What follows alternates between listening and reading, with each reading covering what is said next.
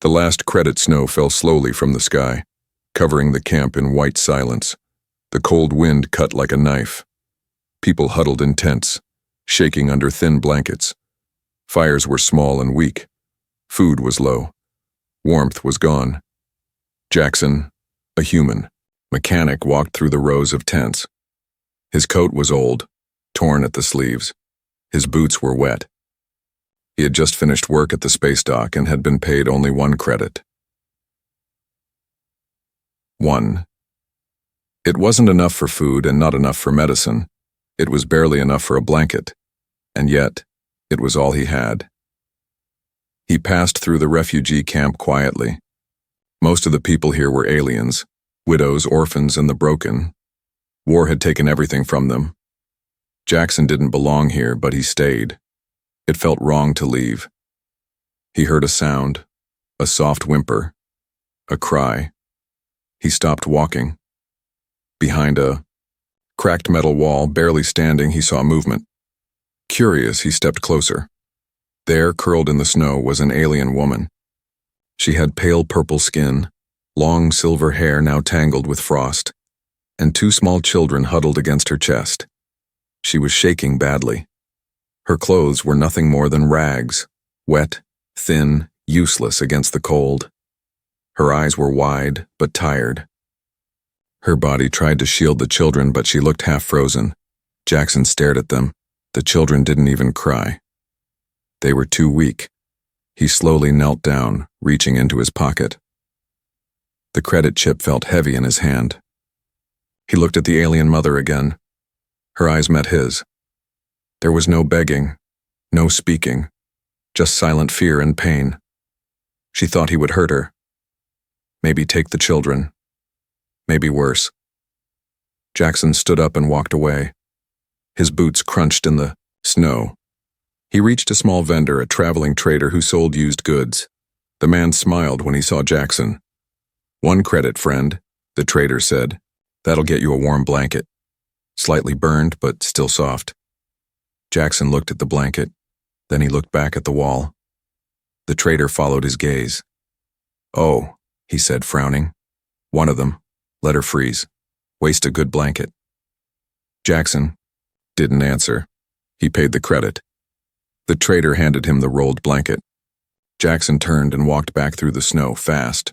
The alien mother was still there, still shivering. Her children didn't move. Jackson knelt again. He slowly opened the blanket and wrapped it around her back, and the children. She stiffened. Her arms pulled her babies closer, but Jackson only stood there for a second. Then, without a word, he stood and walked away. He returned to his small hut at the edge of the camp. It was barely big enough for 1 person. The fire inside was weak, but it was better than nothing. He sat down, hungry, cold, and now broke. But he didn't regret it. The next morning, before the sun rose, Jackson heard something outside his door. Crunch. Crunch. Soft steps in snow. He opened the door. The alien mother stood there, the blanket still wrapped around her. Her children held her hands. They all looked at him. She didn't speak. She only bowed her head once. Then she knelt in the snow, as if waiting. Jackson looked at her for a long moment. Then he stepped aside. Come in, he said softly. She hesitated, but then she rose and walked inside, her children beside her. She moved slowly, like her body still hurt from the cold. Inside, she sat with her children near the fire. They stared at the flames as if they had never seen warmth before. Jackson gave them a piece of old bread. The children ate slowly, not like they were starving, but like they didn't want it to end. The alien mother looked at Jackson. Her lips moved, but no words came. She didn't speak his language, but she placed her hand gently on her chest, then pointed to him. Jackson didn't know what that meant, but somehow he understood. She wasn't saying thank you. She was saying something more.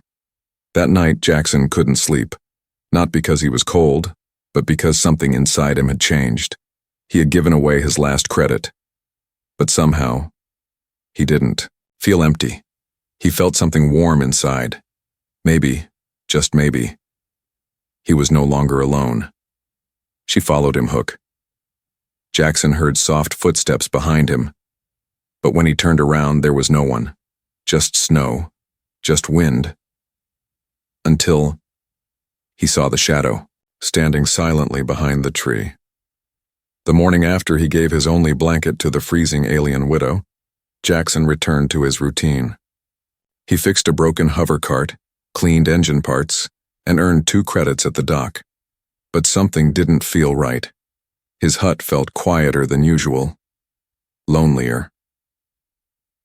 As he walked back to the edge of the camp, the snow crunching beneath his boots, he felt it. Someone was following him. He stopped, listened, silence, then crunch, crunch. He spun around, eyes narrowing. At first he saw nothing, just a trail of small footprints in the snow, but behind a broken tree stump, she stood, the same alien widow, the blanket still wrapped tightly around her. Her children peeked out from behind her legs. She didn't speak, didn't run, just stood there. Jackson sighed. "Why are you here?" Of course, she didn't understand, but her eyes said enough. She looked at him like he was safety. He turned away and kept walking. After a few steps, he stopped and looked back. She hadn't moved. The snow began to fall harder. He nodded slowly. "All right, come on." She followed. Inside his small metal hut, she looked around with cautious eyes. Her children pressed close to her legs. Jackson pointed toward the fire. She walked over and sat down slowly, like every joint in her body hurt. Jackson handed the children slices of stale bread. They ate without making a sound. The mother didn't eat. She only stared at him. He said, "You shouldn't be here." She lowered her head, almost like an apology. Then she unwrapped the blanket slightly and reached inside. Jackson raised an eyebrow as she pulled out something from under the fabric. A worn metal pendant, scratched and dull. She held it toward him. He shook his head. "I don't want payment," she insisted, gently pushing it into his hand. Jackson looked at it. It had no value, unless it meant something to her. "You sure?" She nodded. He took it quietly, then placed it on the table. That night, the snowstorm grew stronger. Wind slammed against the thin walls. The fire flickered. Jackson only had one blanket now. He saw the mother wrapping her children as tight as she could. He stood, walked over, and dropped his coat on them. The woman looked up, surprised. "It's not much," he said. "But it's something."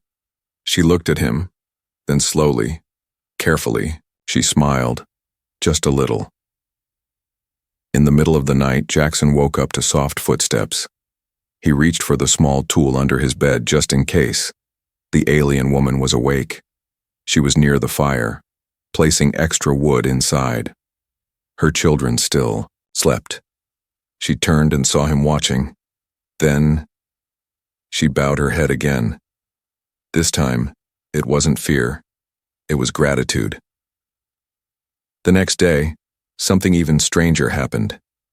Jackson left early to work. When he came back, the inside of his hut was different, clean. His broken tools were organized.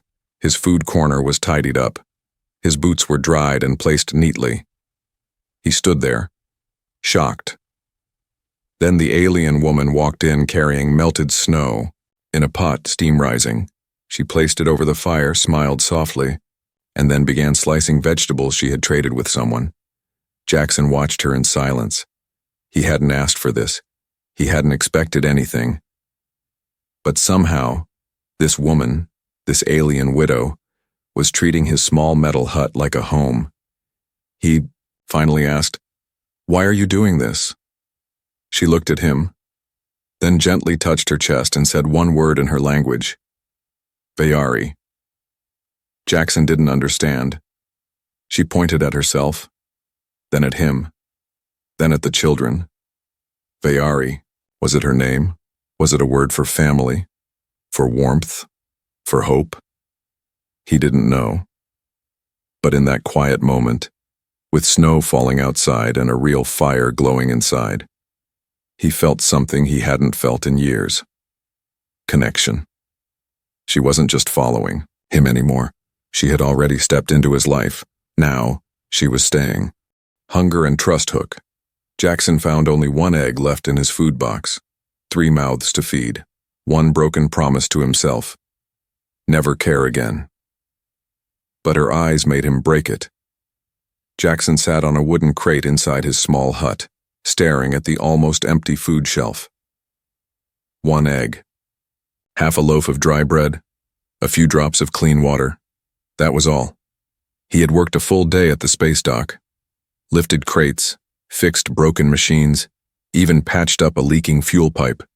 But wages were lower this week. His body hurt, and his credit. Balance read 1.7, not enough for 4. Behind him, soft laughter echoed. The children, Vayari's son and daughter, were playing near the fire with old screws and bolts he'd tossed out weeks ago. They stacked them like toys. Vayari was stirring a pot of hot water, adding thin roots and dried flakes she had traded from another refugee. Jackson knew it wouldn't taste like much. Still, she moved like she was making a feast. He sighed, picked up the single egg and stared at it for a long time. Then he cracked it open, split it into 2 bowls of soup, 1 for each child, and handed them over without a word. He didn't eat. Vayari noticed. She didn't touch her bowl either. Instead, she pushed it gently toward him. He shook his head. "I'm all right," she insisted, nudging it again. Jackson looked into her eyes. They weren't begging, they weren't afraid, they were strong. "You're the one with kids," he said. Still, she didn't eat. She wouldn't, not unless he did. So he gave in. They shared the small bowl in silence. Later that night, he sat by the fire, his hands dirty from the day's work. He was repairing a broken water filter. Vayari came over and sat across from him. Her children were already asleep, curled up under his coat. She watched him closely. Finally, she pointed at his hands, then placed her own over her chest again. "Vayari," she said softly. He looked at her. "That's your name?" She nodded. Then she pointed at him and raised her eyebrows, asking without words. He hesitated, then replied, "Jackson." She smiled. For the first time, it was a real smile. Small, but honest. She reached out and gently touched his hand. His first instinct was to pull away. For years, he had avoided closeness, avoided hope. It always ended in pain. But this time, he didn't pull away.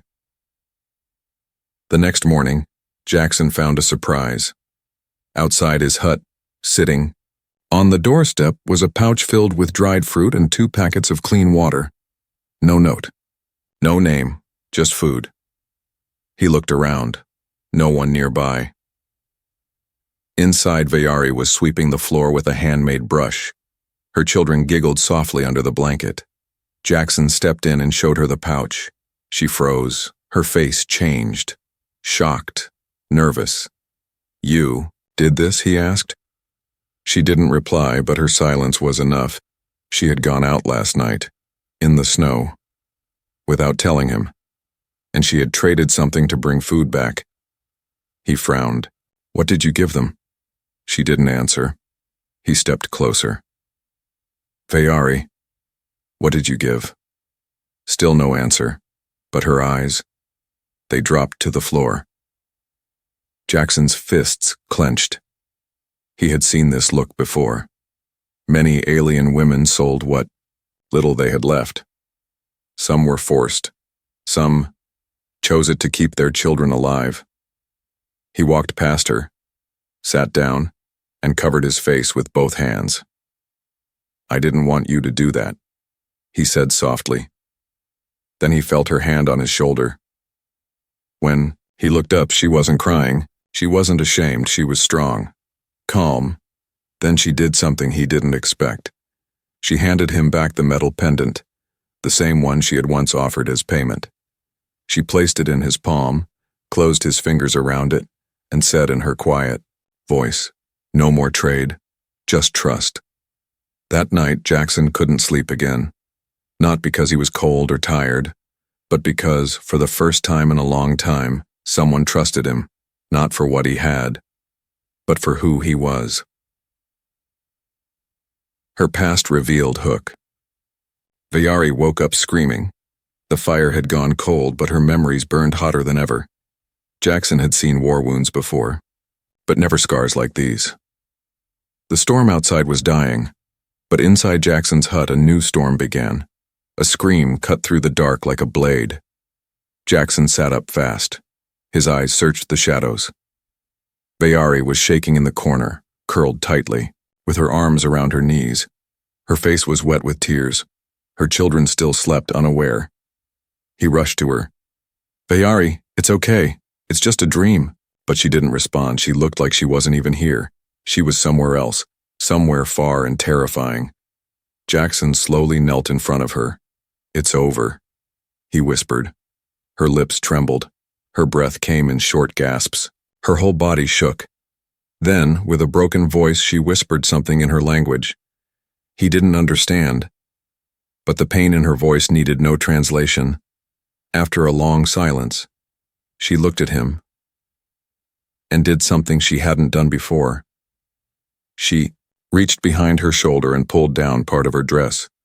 There, burned deep into her skin, was a mark, a slave brand, fresh enough to still look red. Old enough to show it had been forced on her months ago. Jackson's eyes narrowed. His hands clenched. He knew that mark. It belonged to a gang that sold refugees to off-world smugglers. They didn't care if someone was a mother, or even alive. Vayari turned her face away, ashamed. Jackson touched the ground beside her, not her hand, not her shoulder, just sat beside her. "You don't have to hide," he said quietly. She looked at him, surprised. He added, "Not here." Then slowly, gently, she leaned her head against his arm. They sat like that until the fire burned again. Later that day, Jackson stepped outside to clear snow from the roof. When he came back in, he found something he hadn't expected. A drawing, made in ash and stick on the wooden floor. 2 tall figures, 2 smaller ones, holding hands, smiling, a simple family, and above them, 1 word written in alien script: home. He looked at Vayari. She didn't smile this time. She just nodded. That evening, as he prepared soup, he asked softly, "Where's their father?" Vayari looked down. She walked to a small metal box under her bedroll and opened it. Inside was a broken badge, a necklace, and a small cloth with dried blood. She placed it all in front of him. Jackson didn't need the words. She had lost her mate in the war. The mark on her shoulder came after. She was captured while trying to escape with her children. Sold, beaten, left to die. But somehow, she ran. Ran until she reached the human camp. Ran until she collapsed in the snow. Jackson's throat tightened. He didn't say, "I'm sorry." He knew those words were empty. Instead, he reached across the table and placed his hand over hers. It was rough, calloused, strong, but hers didn't pull away. That night, Jackson added more wood to the fire and pulled out the blanket again. But this time, he didn't hand it to her. He opened it and waited. She didn't ask. She didn't hesitate. She sat beside him, her head resting on his shoulder. The children curled up next to them, safe between the warmth of the flames and the human who had become more than just a stranger. Jackson stared at the ceiling. She had shown him her scars, her pain, her truth, and now he had a choice. He could walk away, or he could become what she had never asked for, but desperately needed: a protector, a home, maybe even more. The camp turns hostile, Hook. Whispers spread through the camp like smoke. She's warming his bed now. But when fists flew and blood spilled, Jackson made one thing clear. She is not mine. She is family. The refugee camp had no walls, but its people built barriers of their own. Jackson noticed it the moment he walked through the center path. The stares, the whispers, the silence. He'd been invisible for months, just another human, doing his job, eating alone, sleeping alone. But now, everyone looked. They looked at him, and then at her. Vayari had come with him that morning, carrying the little one on her back. She wore a clean robe now, one Jackson had sewn together from spare cloth. Her hair, once matted and frostbitten, now flowed gently over her shoulders. She looked healthier. Alive, and that made them angry. 2 alien men near the tool shed smirked when she passed. "Must be nice," one said, not bothering to lower his voice. "One blanket and she sleeps in his hut." The other laughed. "He got himself a quiet little wife." Vayari paused, but didn't react. Jackson did. He turned slowly, walked over to the 2, and stared hard. "I gave her shelter," he said coldly. "Sure you did," one of them replied. "And she gave you what, warmth, obedience?" Jackson's jaw clenched. "I gave her respect," he snapped. The men backed off, but the smirks didn't fade. That night, when he returned to his hut, Jackson sat quietly by the fire. Vayari placed a warm cloth on his hands and gently rubbed, the bruises forming on his knuckles. She didn't ask what happened. She already knew. The next morning, things got worse. The space dock foreman pulled Jackson aside. "You're becoming a problem," the man said. "People say you're keeping an alien woman, using her. They say she's your slave." Jackson stiffened. "She's not." The foreman crossed his arms. "We don't want trouble here. You've got 2 choices. Send her back to the refugee block, or you leave with her." Jackson didn't answer. He just walked away. When he returned to the hut, he found Vayari waiting outside, holding her pendant. She looked up at him, worried. He crouched down and whispered, "Pack your things." Her eyes widened. "Are we running again?" she asked softly in her language. "No," he replied. He stood up straight. "We're leaving. Together." They didn't own much. A few tools, old clothes, and 1 blanket. Jackson sold the broken hover bike he'd been fixing for months. It wasn't worth much, but enough to buy a used wagon and a travel permit. The old camp manager frowned when he saw Jackson leaving. "Why?" he asked. "She's not your kind." Jackson looked back once, at the camp that had once saved him, then turned its back on him. "She's not mine," he said quietly, "but I'm hers." That night they set up a small fire on the edge of the desert trail. Vayari sat beside him, children asleep in the wagon. "You left everything for me," she whispered. "No," he said. "I left everything that didn't matter, to protect what does." She looked at him for a long time, then slowly, carefully, she leaned forward and pressed her forehead against his. In her culture, it meant something deep, something sacred, something more than love, and Jackson, once broken, once alone, closed his eyes and let her stay there. For the first time, he didn't feel like he was running from the world. He felt like he was running toward something, a new family hook. "They're not your children," the officer said. Jackson looked down at the little hands holding his shirt, then answered, "They are now." The city border checkpoint buzzed with voices and scanners. Guards in dark uniforms stood tall. People moved in slow lines, carrying bags, papers, and hope. Jackson waited near the front, holding a wrinkled travel permit in one hand, and Vayari's small daughter in the other. The girl clung tightly to him. Vayari stood behind with her son, both nervous, both silent. When they reached the counter, the officer looked over the permit. "Name?" he asked. "Jackson Reed," he replied. The officer scanned the paper. "You're requesting entry to the outer colony?" "Yes. To work. I have mechanical skills. I've already sent an application." The officer nodded, then looked at the 2 alien children clinging to Jackson's sides. "And these?" Jackson hesitated. The officer raised a brow. "They're not yours." Jackson looked at the little girl beside him. She smiled up at him without fear, then at the boy, holding a toy wrench Jackson had carved from scrap.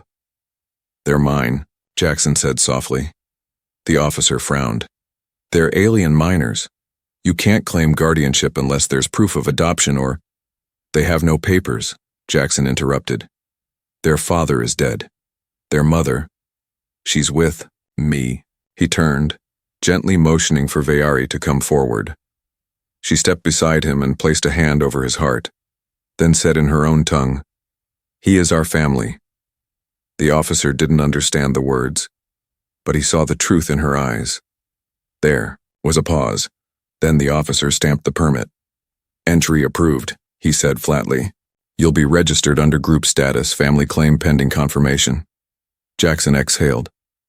Vayari placed a hand on his shoulder. The children smiled wide. They were in. They arrived at the outer colony days later. It wasn't much, just a few buildings, farms, and repair stations, but it had clean air, clean water, and safety.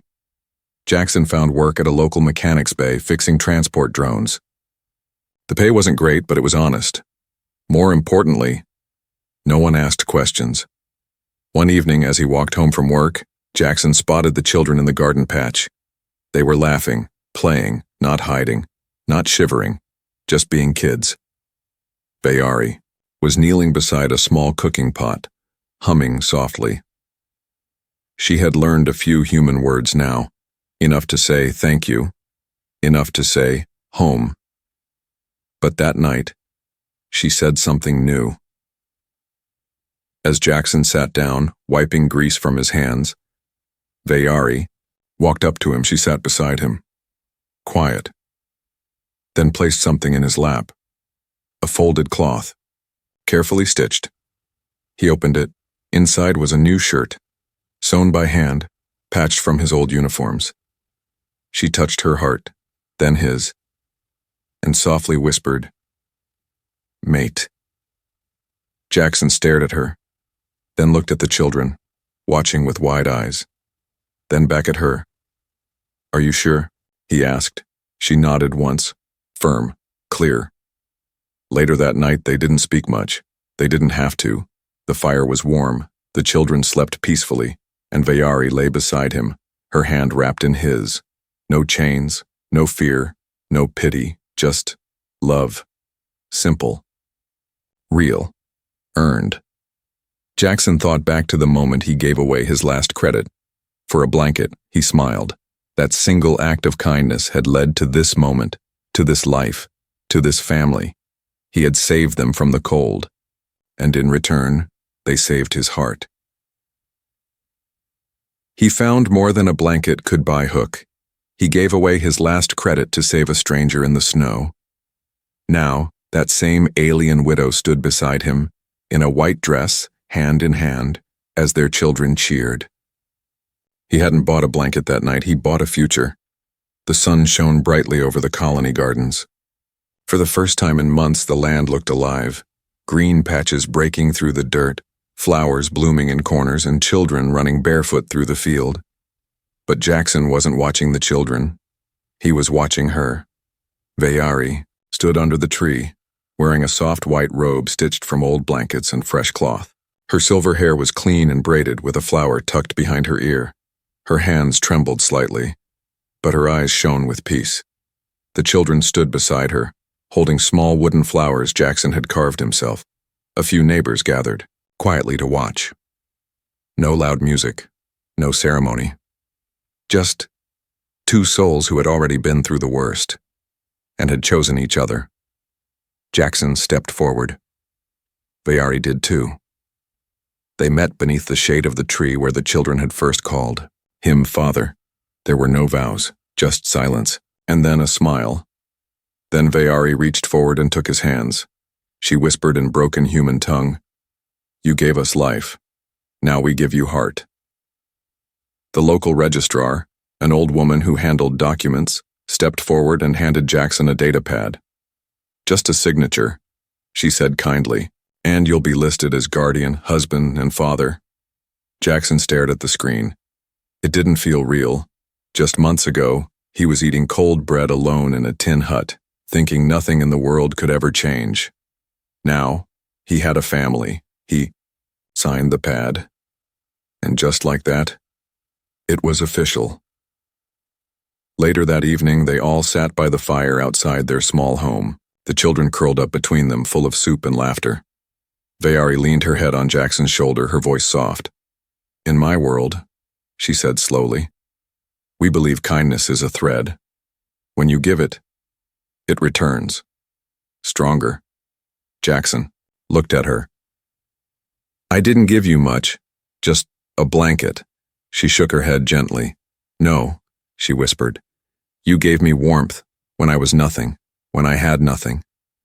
Her fingers tightened around his. "You gave me hope." Jackson stared into the fire. That night in the snow had felt so simple, just a man with one credit, one decision, but now sitting here, with a family, with love, with peace.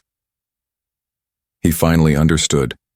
He didn't just save them, they saved him. He looked down at the children, his children, sleeping with soft smiles on their faces. Then at Vayari, who had once been broken and afraid. Now, whole. Now strong. Now his, all of this. For one credit, one blanket, one act of humanity. He had given warmth to a stranger, and in return, he had been given a home.